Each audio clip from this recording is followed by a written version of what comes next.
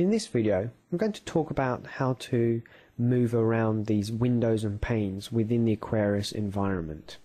Now, you'll notice that on the right hand side, for example, we have the properties pane of the toolboxes, which has been pinned to the right hand side, and it can be kind of retrieved by clicking on that properties pane tab and it will appear. And also when you move away your mouse cursor, it slides back in. Now we could, for example, pin this to the side here and it will always remain on the right hand side of the screen. And then what we can do, for example, is click on that and move it to another section of the screen. So for example at the bottom here.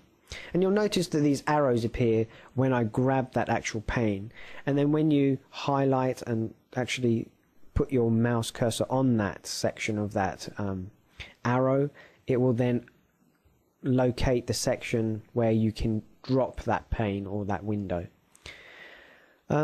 So that can also be done with the toolboxes, a roll-up menu system. And if, for example, you close these panes or you forget how to kind of bring them back, you can always go to the menu and click on the view, and they can be switched back on and off within here. And you can always use the default layout feature here, where everything will be returned back to its kind of factory settings, if you like.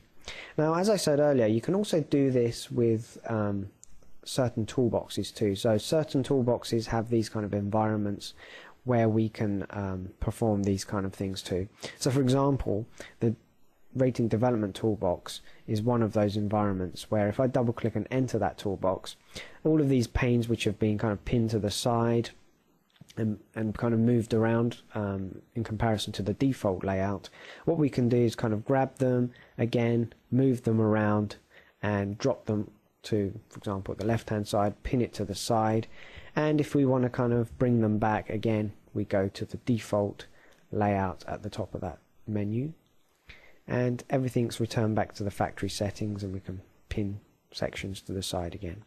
And that concludes how to move these panes and windows within the Aquarius environment and set them back to the default layouts.